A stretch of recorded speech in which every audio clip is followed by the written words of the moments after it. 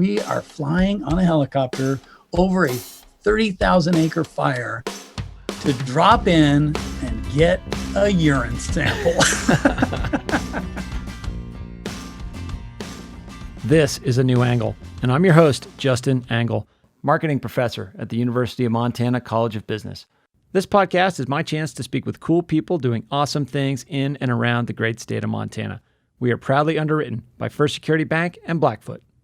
Hey folks, welcome back and thanks for tuning in today. Today I am stoked because I have on maybe one of my first friends in Missoula, definitely one of my first friends at the University of Montana, and that is Professor Brent Ruby. Brent, thanks for joining me today. Absolutely. This one's been a long time coming. I think just to get it out there, some genius when I came here to interview back in 2011 put you on my interview loop. So for a business school professor to have, I don't even know what your title is, like physiologist of some kind on the interview loop just stood out. Like, what the heck am I talking to this guy for? Then I met you and my wife Maggie met you and we were like, okay, I get it. Yeah, Brent is, he's a big part of the sales pitch for Missoula. So thank you for then, and thank you for your friendship since. It's been fun. Absolutely. I think that might have been Larry Gianchetta, who was the dean at that time of the business school. Smart guy, Larry Gianchetta. And I knew him. I've known him for a long time, and I knew that when he called and asked me, could you talk to Justin? I'm like, absolutely. He's coming from Seattle. Yeah, it's great. And so, yeah, I was very pleased to chat. I always love chatting with prospective faculty members. I've done that quite a bit from different schools, physical therapy and others. And I think it just, my goal in those conversations is just sort of set the stage, sort of recalibrate the candidate and just sort of describe my experience when I came and how can we be as welcoming as possible to new people coming in and to make them feel like instantly I'm going to slide right into this spot and I'm going to be one of this team, that's kind of the goal of those visits, I think. Yeah. And it was super clear and I really appreciate it because it sort of made me feel like I was hitting the ground running in many ways. And it's been really fun to collaborate on a wide variety of things in the years since. Brent, let's talk a little bit about how you got to the University of Montana. You've been here, 20 plus years at this point, I believe. 25 plus years. Jeez Louise. Wow. Yeah, I know. I was finishing my doctoral studies at the University of New Mexico, which if I close my eyes, it doesn't seem that long ago. I can still taste the awesome food of Albuquerque and the smells and everything about living in that desert climate. But Joe, my wife, and I were open pretty much to move anywhere I got a position. And at that point, I mean, there was no internet. The internet was just beginning and I didn't have an email address. You didn't apply for jobs online. Everything was sent snail mail and phone calls by landlines. Mm-hmm. And so I accepted the position here after being rejected from a few other places. And the interview process here was the only one I knew, but it was fantastic. It felt awesome. And I had a very strong feeling that I would really, really like this place. There was a lot of things to do upon accepting the position. And the other thing that was cracked me up when I think about it, and I think about people nowadays, when the dean called me, I answered on a landline at the lab at the University of New Mexico in Albuquerque there. And the dean says, well, we'd like to offer you the position. And I said, without hesitation, less than a few seconds elapsed from the time he said that to the time I said, I'll take it. Very good. Yeah. Although yep. I think you've become a better negotiator since that moment. Yeah, I have learned. It takes 25 years to learn how to negotiate a bit better. And so how would you describe your field of study? Well, yeah, I bounced around quite a bit as an undergrad, wondering if physical therapy was my niche, and discovered that I didn't think it would be, and then medicine, and then exercise science or exercise physiology. And once I got a taste of that, it was like all the puzzle pieces came into focus. It was still, it came into focus better. It was still completely out of focus. Sure. Like I didn't know how I would turn this into a job or a real career. And so I moved to Albuquerque to go right into grad school, because what do people do in this field that don't get a job right away? Well, they transition right to grad school. That was the easiest thing. And I got a research fellowship there, which covered tuition and everything, which was outstanding because Joe and I had like no money. But yeah, just the experience at New Mexico within the first year, I was able to be involved on a search committee. And then when that new faculty member came in, it just revolutionized the research opportunities for students at that place. And there was something about that kind of math, something about that kind of systematic decision making based on a creative process to engineer and generate the idea for the study. It just really fascinated me. And that's kind of that became my chosen path. But all the way through, I never once stopped to think, oh man, what's going to be next? Oh no, what's going to happen next? I don't know what I'm going to do when I'm done. I never thought that way. I just did what I needed to do while the moment was upon me. And that's really sort of served me well. I don't like to dwell too much on the past, and I don't like to dwell on what might be downstream. I focus wholeheartedly on the here and now. So my wife gives me such crap because I'm a horribly bad multitasker. I can focus on one thing really good, and that's about it. But this field of study allowed me to link up my interests in the exercise training and racing that I was doing a lot at that time.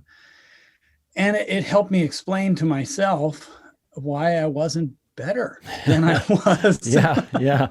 I could see I'm that. like, how come I can't be better? And we should interject. I mean, when Brent says he can't be better, I mean, you were a standout runner and then became a successful triathlete up to the Ironman distance, competed in the Hawaii Ironman.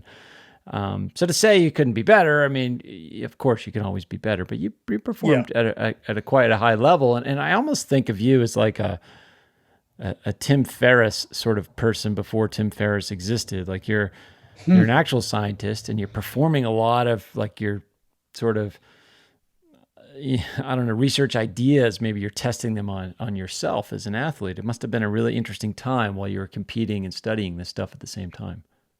Yeah. And that went on and lingered quite a long time. I really wanted to do some work with Ironman athletes, but I knew that was not going to be easy because they don't want to be messed with on the day of race day. They're oh so willing to talk to you about everything they do in their training world and eating world, as long as it's not race day. Yeah. And so I thought, well, I guess the best way to study Ironman would be to study myself.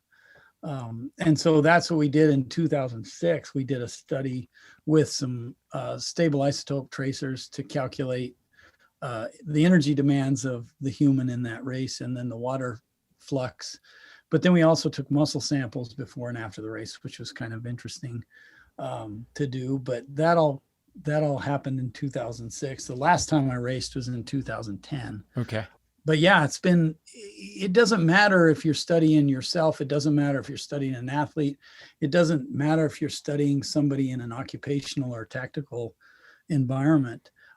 The environment bears down on the human in such an interesting way, and how the human interacts with that at the same time they're trying to work at this level or that level or higher.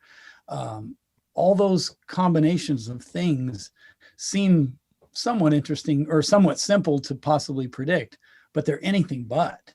You tweak the environment one little way and everything changes in the muscle.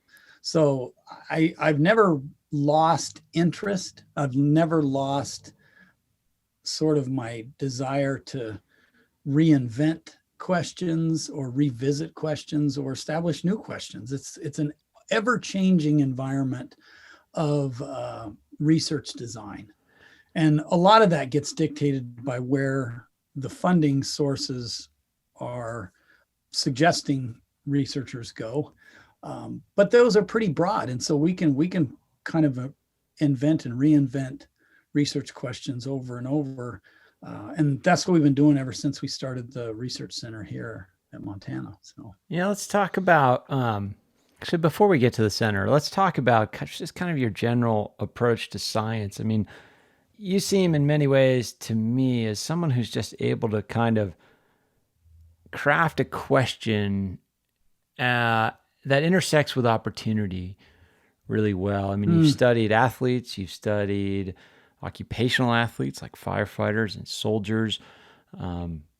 You've looked at the effects of environment, of all kinds of different factors. How do you kind of, like, what are the grand questions you're interested in as a scientist, if there are grand questions? And then within that, how are you sort of trying to triangulate where the opportunity lies for you as a researcher?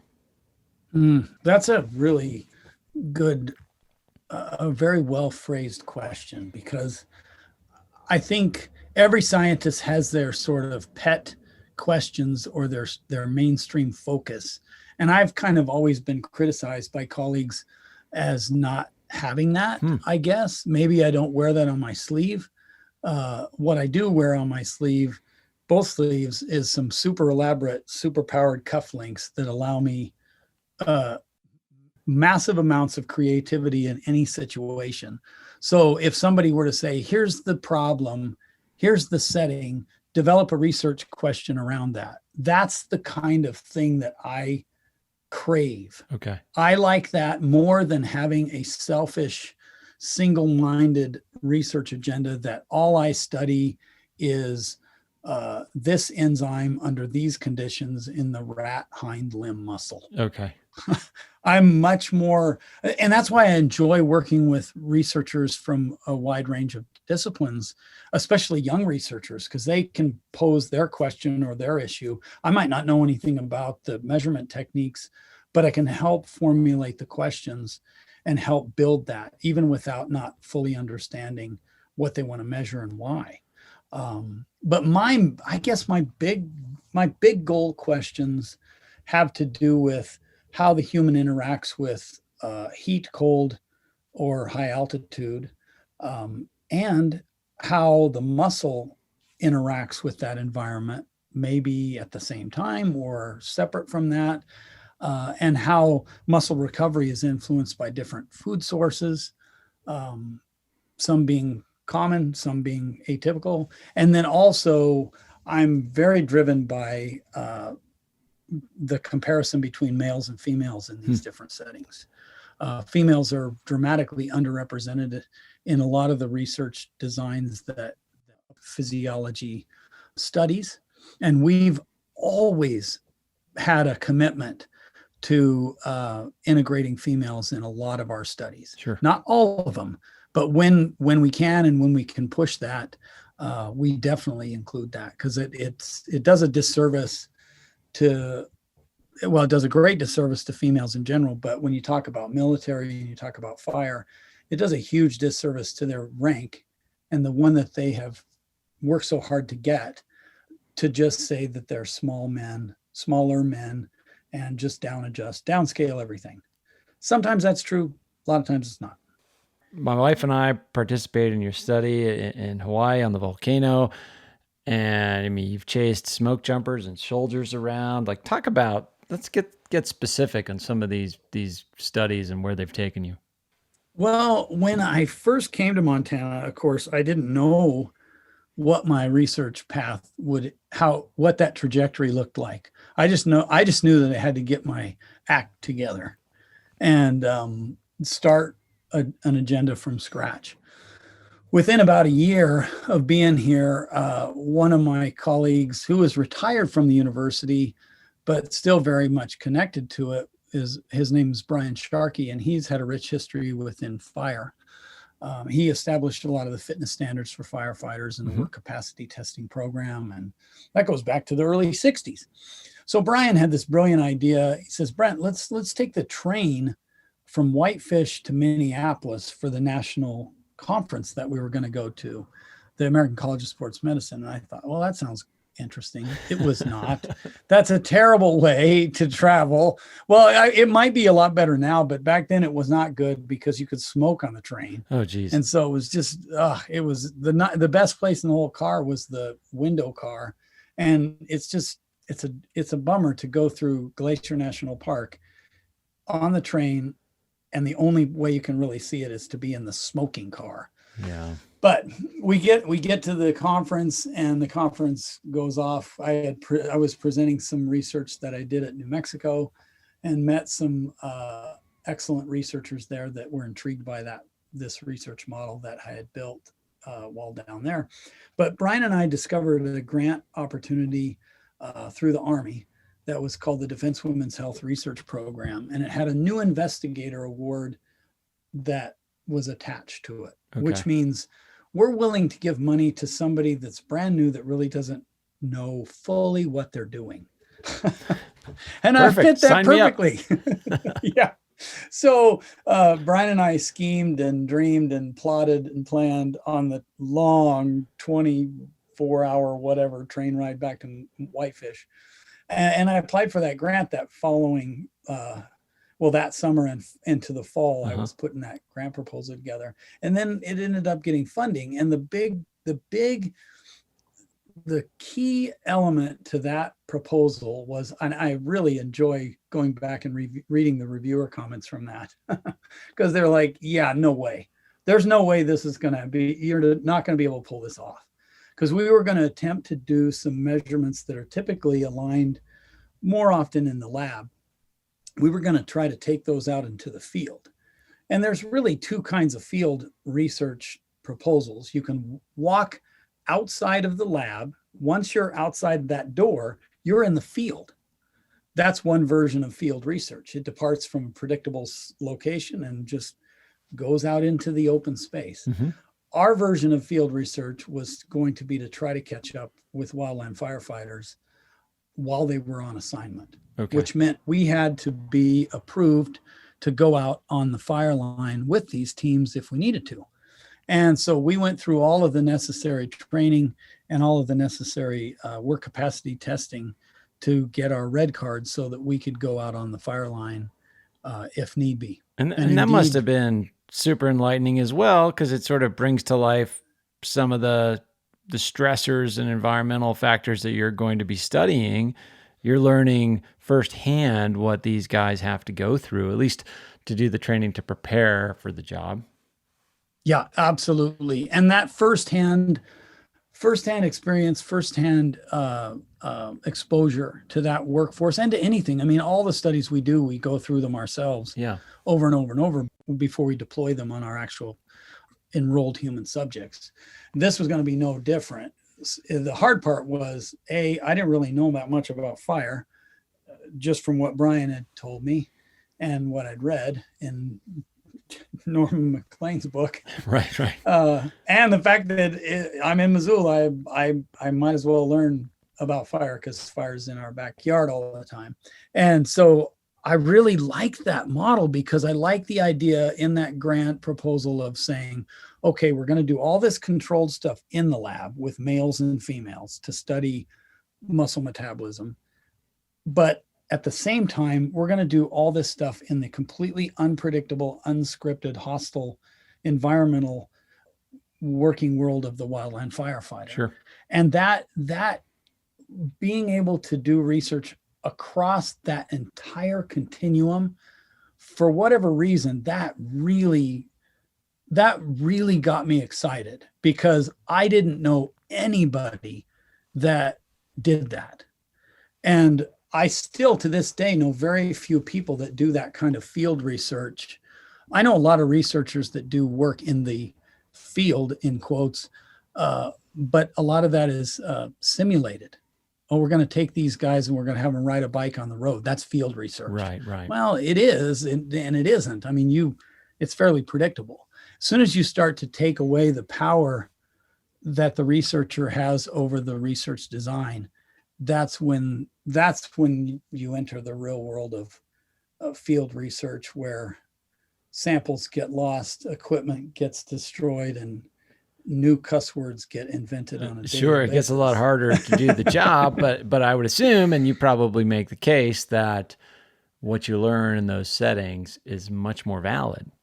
Yeah, it definitely allows you to speak to a broader generalizable audience, which is a huge flaw with basic applied human physiology lab science, where you say, here's the environment, here's the feeding strategy, here's the timing, here's the this. Everything is so dialed and everything is so well controlled that when it comes time for you to generalize, it's very difficult to generalize outside of the confines of that research design.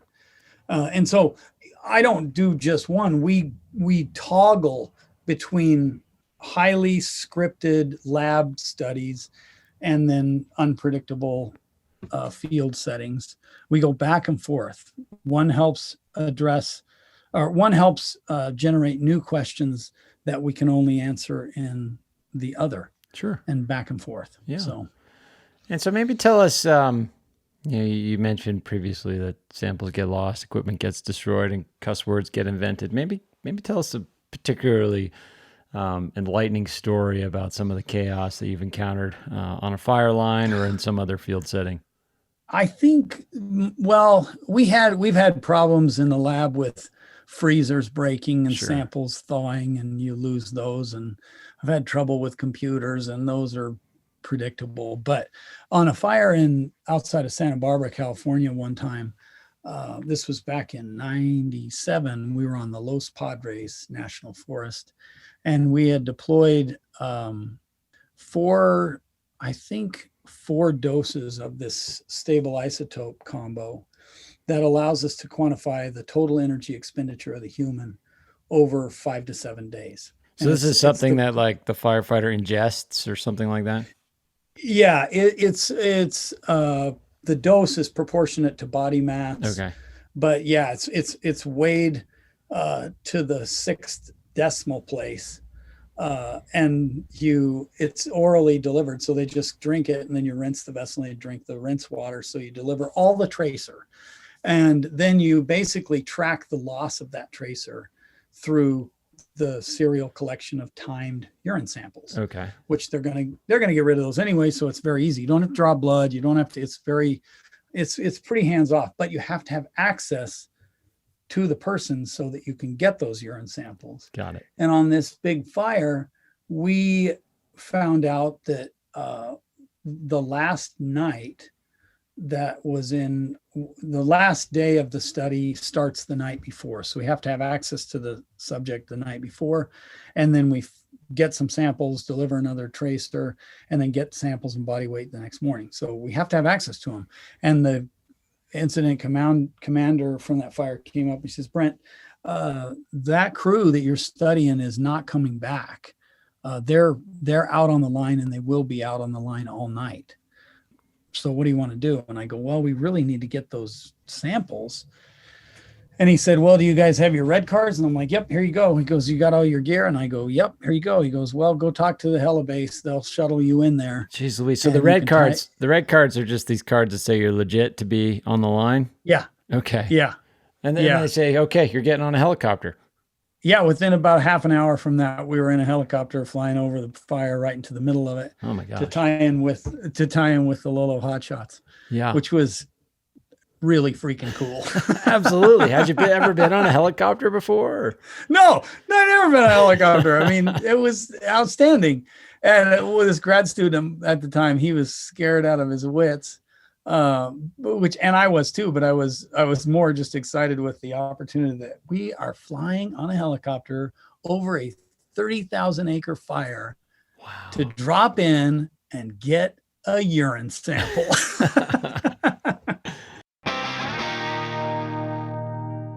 A New Angle is brought to you by First Security Bank and Blackfoot, two cool companies doing awesome things all over Montana. Hi, this is Steve Albini, and you're listening to A New Angle. And I just felt so cool at that time. But that was We haven't really had too many situations where the study has exploded on us and we can't do anything. Sure. We were doing a very large scale overtraining study with a group of really well-trained cyclists. And we had a bad accident not quite half the way through the ride. I mean, this is a 2,000-mile study, 21 days. And we had a bad crash because one of the lead riders hit a piece of debris in the road, and it just was a pileup. And we had to go to the emergency room, and 2 guys had to get treated. And I had to call the Human Subjects Committee, and I was so fearful that they were going to say, the study's too dangerous, we're shutting it down. But it was nothing that we did that created the situation. That was an inherent risk of riding a bicycle on the road. And so we were able to continue.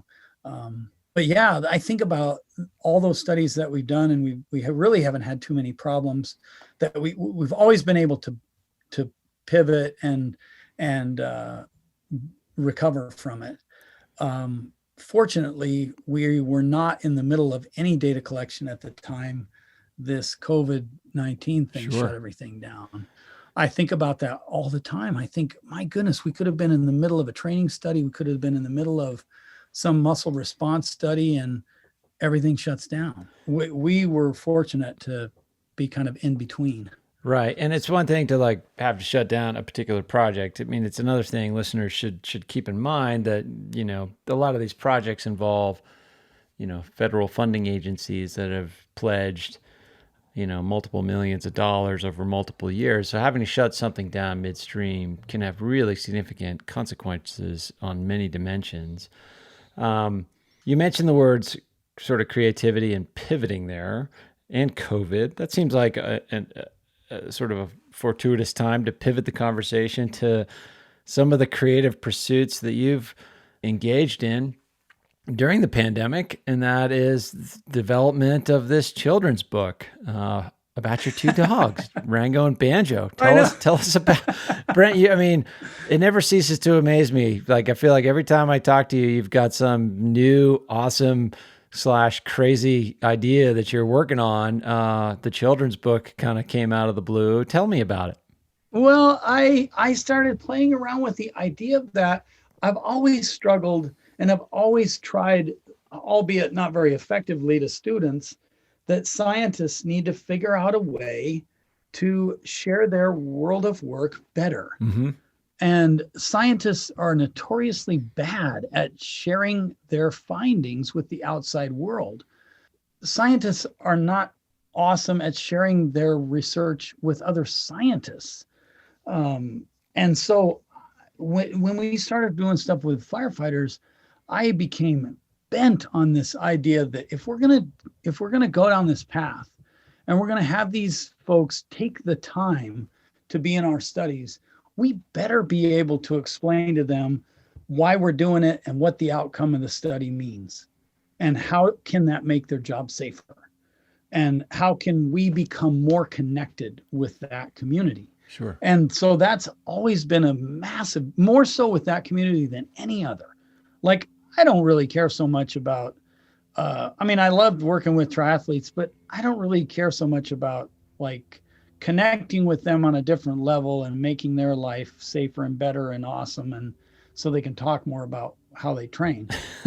It's just different. It's different with an athlete than it is with a firefighter, because a firefighter, their platform and world of work is way different than getting in 25 hours a week training or whatever. Well, they're serving an important service to our community, protecting our public lands, protecting our homes, our lives in some instances. So these guys there's a nobility to their pursuit that is, I admire your commitment to supporting it. Yeah, I've always looked at them as sort of an enduro tactical athlete that is, they're like the special forces that protect our national resources, I guess. And so I've always been committed, probably more so in the last 10 years than ever, to always say yes whenever I can. Can you come talk to our crew? Can you come to this conference? Can you talk to the safety officers? Can you share with us the research they've done and what it means. I've always try to say yes to all those engagements. A lot of them now are on Zoom, but I always felt like I was falling flat though, in some ways. Like Okay. I feel really good about talking to these groups, but then when you talk to crews and you realize that sometimes it's not the work that's the hardest part of the job. Sometimes it seems like the hardest part of the job is having a family on top of that physically demanding, time consuming, away from your normal life for 14 days at a time. And my kids were started from scratch and grew up in the 25 years that I chased all these firefighters. And so I got a little taste of that every time I would go off for a fire assignment to do these studies. And I recognized this is really hard on my family, and Joe doesn't like it and the kids don't like it. And no matter what my stories are, it's still hard. Sure. And so I kind of tucked that aside and didn't really think anything of it, just focused on the research. But then I was playing around on the mountain. This was like late 2018. And I was playing around with Rango and Banjo, these two border collies that I have. And I'm just watching them just seemingly work the mountain. Like, hey, Dad, this is probably going to be the hike where we find all those sheep we've been looking for. And finally, we're going to keep looking, and we're not giving up, and you're going to be so happy. And I'm just watching them and thinking. And then it just popped into my head, gosh, it'd be so funny. The personalities of these two dogs are just fascinating to me. And it'd be so funny if they ran a fire crew. That'd be hilarious. That'd be such a fun little story to tell. And then I thought, well, there's no rules. Why can't I tell that story? Why not tell it now? I would love to tell that story. And so I thought about it. I even came home that night and I told Joe, I said, I think I want to write a kid's book. And she just I looks can at imagine me. what she would say. Yeah. Yeah. I think she looked at me and her head rolls back and she's like, takes a deep breath and thinks, just when I thought I had you reeled in. Right, exactly. This is your new plan. But so I start playing with it the next morning and I'm like, this could be a thing. Like, this is really intriguing. And so I kind of whipped through the story in a few months. And then I back up and I think, okay, I got to digest this a little bit. And then I've constantly gone back and forth, adding to it or taking things or tweaking it here and there. But it's been a really rewarding creative outlet in my spare time. What's really fun is to like do science. There's not a lot of wiggle room. And then I can flip a switch and I can work on that a little bit. And that's been really life-giving, especially in this COVID shutdown, to have that and to always think to myself, this is a really fun extension of the research that I've done for 25 years. It's just different. Yeah. I'm not trying to explain to a kid muscle metabolism. I'm going to tell a story. And the person that's going to explain some of that is ultimately the person that's reading that story to that child. And they're going to be able to pepper that story with their own experiences. And so I think that part is, I know for a fact that the fire community is going to get more out of this silly little children's book than they will out of all of my research combined, in terms of a product that's going to make a difference on a large scale. At least I hope. So tell us kind of as specific as you can. I mean, certainly we want people to go out and get the book, and we'll sort of explain how it's available, but give us a little sort of preview of these two characters, Rango and Banjo, and they're, leading a fire crew. What are they up to? Well, why don't I read you the first few sentences of the story? Okay. Let's do it. So this is this is the opening scene of the story. So to set the stage, this is a crew of dogs Normally it's a hotshot crew. This is the Missoula, or not the Missoula. This is the Zootown hot dogs. So they're a hotshot crew made of dogs. So the sun came up over Mount Sentinel as Rango tightened his laces and took a deep breath. The radio crackled in the back office of the Zootown hot dog fire station, barking weather reports for the Northern Rockies Region 5. The fire danger had been on the rise in the southwest and across the Great Basin. Hearing the weather report, Rango looked over his crew list, smiled, and began to wag his tail. Rango thought about reconnecting with his shaggy fire crew and the new fire season that was likely to be full of big adventures. Rango is the new crew boss for the Zootown Hot Dogs, one of the top fire crews in the country that protects the little mountain town of Missoula, Montana. However, hot dogs also travel wherever fires happen in the forest. Hot dogs are the first in and the last out, making sure that the fire is completely contained so that the wild animals can safely return to their homes in the forest. So the story, I guess, is Rango's the seasoned wood dog. He's the seasoned crew superintendent. Yep. And every one of these fire crews, as we've studied them, it's kind of amazing how there's quite a bit of turnover in these crews of 20 people or so. And so it'd be rare for you to get more than 75% of your crew back the second year, because they might bounce off to a different crew or go to a different position or whatever. And so rookies are a big part of the crew every year. There's new rookies. And so Banjo, being the pup that he is, he became the token rookie character and the main character for the book.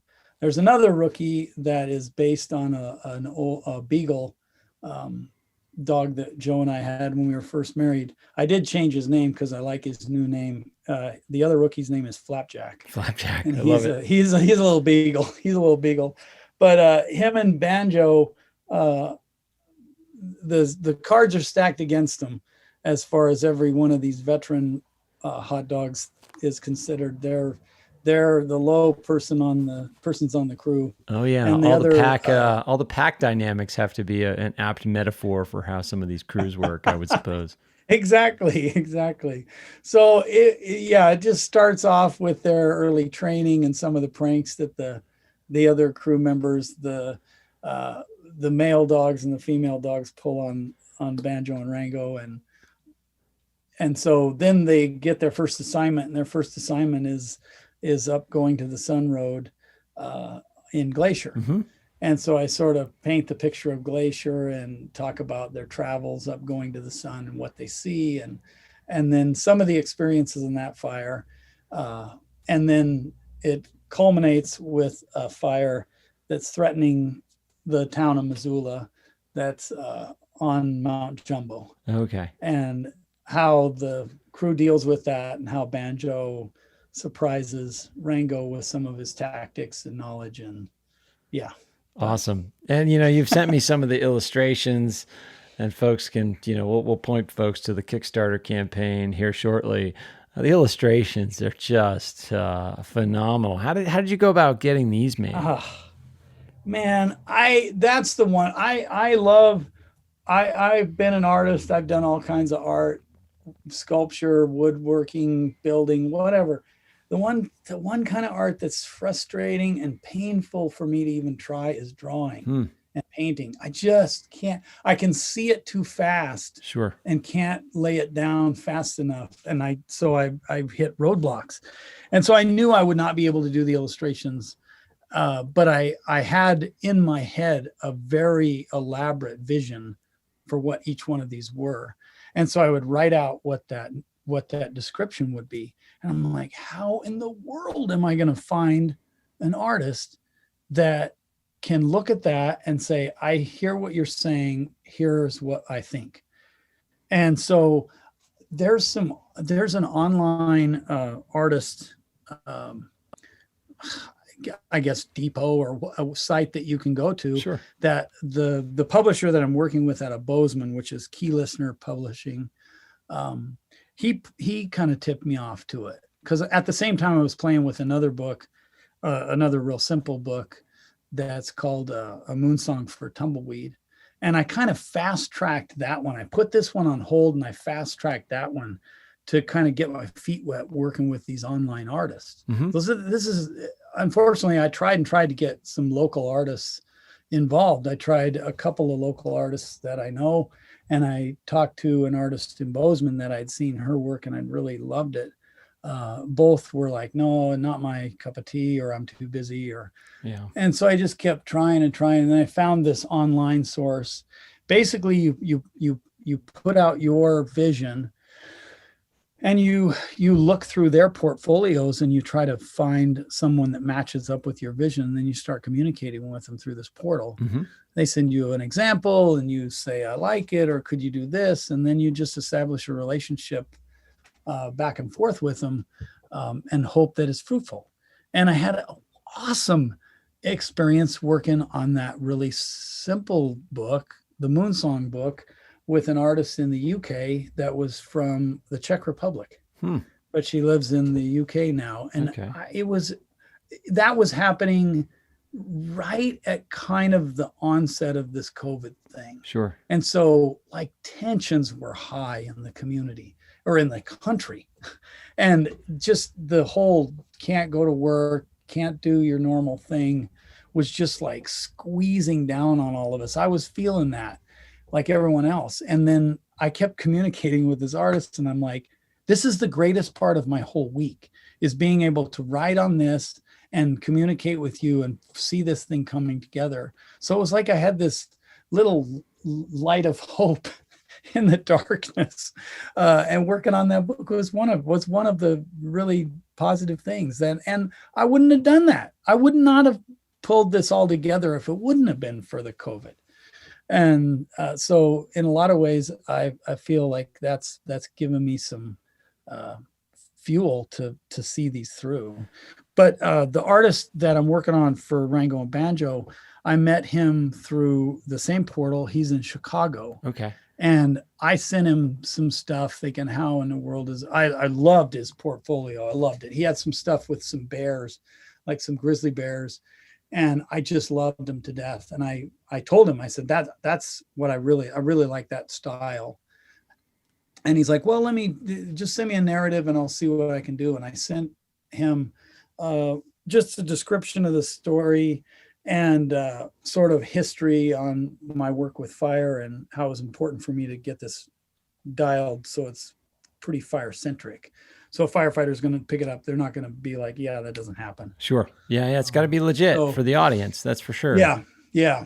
And so he sent me the first prototype pencil sketch, and I got it.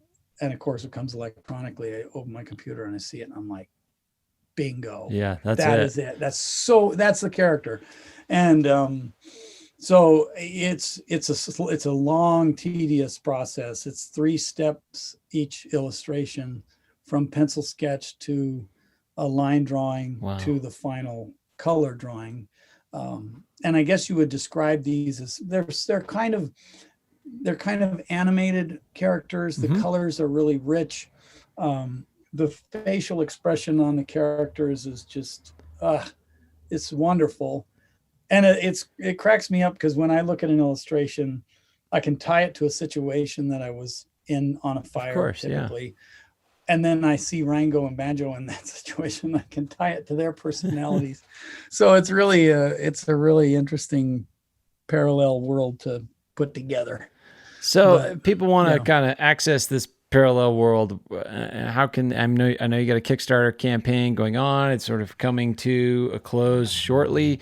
How can folks find that? Where can they learn more about this book and maybe pre-order or get their hands on it? I think the best way I set up early on, I'd never made a website before. And I learned through the husband of one of my former awesome students, Lindsay Corbin, who's actually an Ironman triathlete extraordinaire, one of the better U.S. athletes. Her husband, Chris Corbin, I've kept in good communication with those two sweethearts. And Chris was like, yeah, I can help you with some of the some of the Squarespace stuff. So he gave me some lessons over Zoom, and I think more than anything, he just gave me the confidence to jump in and do it. Yep. And so I built the website from scratch and learned a lot about how to do things and how not to do things. So I built a website that's just called rangoandbanjo.com. Wrango with a W. WRANGO, right? Yeah, and banjo.com. Mm-hmm. And in that website, I've tried to upload illustrations and examples from the story and kind of a little video that I made in the cabin early COVID when it was freezing cold about why in the world would I think about doing this instead of more research. And then I thought, this is a different kind of research. It's a different kind of strategy to reach the folks that I've come so close to working with over the years. So, and it's also it's another way to just give back to that community. So the Kickstarter thing, there's a link to the Kickstarter on the webpage. That's probably the easiest way. Or you could go to Kickstarter and just search for Rango and Banjo. It's the only Wrango on all of Kickstarter. And so that's been going very well. And a lot of it is going well because the fire community has embraced it. Sure. I was nervous about that at first, because who's this research guy writing a story about our world? Yeah. And I have used several fire advisors in this process. One is the superintendent for the El Dorado Hotshots in California, Mm-hmm. Ben Strawn, fantastic dude, and he's just it's always fun to chat with him about the physiology. And so it was fun for me to bounce this idea off of him and say, hey, I have this different idea. And him just embrace it from the get-go. And then another local character that's really helped in an amazing way is a retired smoke jumper named Wayne Williams. Sure, of course. Everybody in Missoula or everybody in fire knows him as WW. Mm-hmm. I know him as Wayne. And so Wayne has been instrumental in making sure that some of the concepts and some of the tactics and even some of the expressions and terminology are accurate. So if anybody in fire doesn't like the way I said it, you get to take that up with a smoke jumper who was in fire for 42 years. Right. Well, like most things, you've done your research, you've made it legit, and I respect the humility you brought to the project. I mean, yeah, you want to make it true to life in many respects, and it seems like the same ethic that you bring to your scientific inquiry you've brought to this children's book. I hope so. I think every time I think about it, I don't second guess myself usually. And in this is no exception. I've never looked back, and at this point it's too late anyways. But if somebody says they don't think it's a good idea, well, that's your opinion. I've worked my butt off in fire for 25 years, and this has been an absolute blast. And I hope it's a gift to that community. My goal is to use some of the proceeds, if the Kickstarter does above and beyond, I want to use some of those profits so that I have money to travel, to visit with crews if need be. Mm-hmm. And in the process, I hope to do two things: connect to elementary schools and their librarians to give them some of the books, and to hopefully connect to some of the families and even some of the local libraries to give them copies of the books. Sure. Here you go. Have this in your library. At the same time, I'd love to be able to visit with some of the local high schools on behalf of the university and say, here's the kind of research that you can do with humans. Yeah. Here's the kind of research we do at the University of Montana, and sort of use that to recruit. I've done that a few times on different travels, but yeah, that's kind of my goal, is to sort of further the education within the community and give some stuff back to the community. So, well, Brent, that seems like a great spirit with which to land this episode. I appreciate you. I appreciate your work, the attitude you bring to it, and our friendship. It's been fun, and I sort of look forward to future chapters. Right on. I'll keep coming up. I'll keep trying to dream up ways to surprise you.